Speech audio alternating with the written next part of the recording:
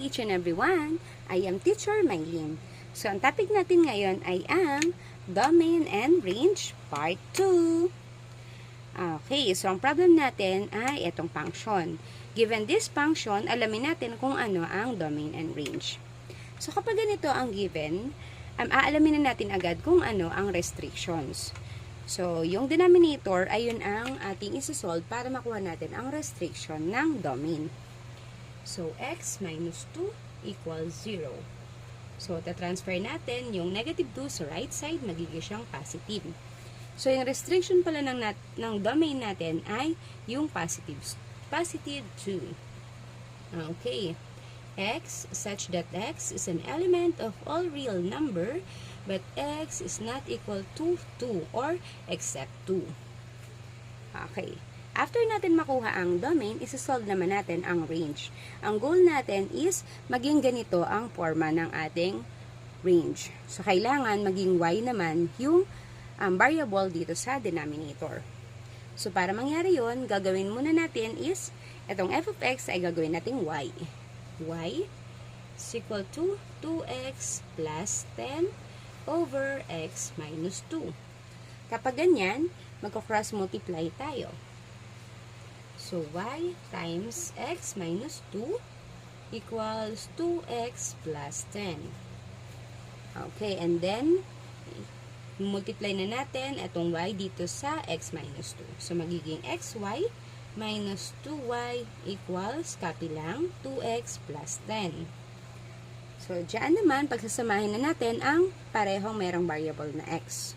So, xy, dahil ito ay positive 2x, magiging siyang negative 2x kapag kanilipat.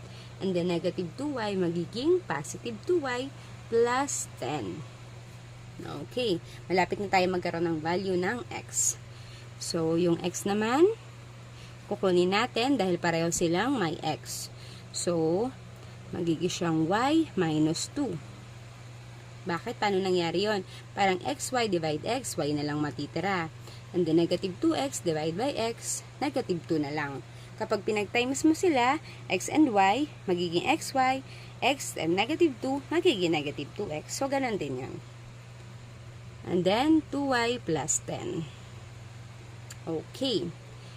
So, ang next step naman natin ay i-divide natin both sides by y minus 2. Y minus 2.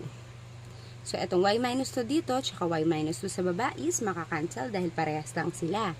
So, magiging x equals 2y plus 10 over y minus 2. So, di ba ang nabanggit ko kanina, goal natin ay maging kaparehas nito, which is magkakaroon ng denominator sa baba, para malaman natin kung ano ang restrictions para sa ating range. So, kapag ganyan na, kukunin lang natin ang value ng y. Y minus 2 equals 0, and then y equals na negative 2, transfer to right side, magiging positive 2. Then, yung answer natin will be range y such that y is an element of all real numbers except positive 2. Ayan.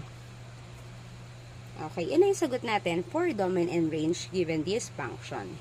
Okay, para sa inyong exercise, pakisolve naman ito. 5x plus 2 over x plus 1. O, lagyan natin na ganun. Function of, yan. 5x plus 2 over x plus 1. Okay, comment down your answer below. Thank you!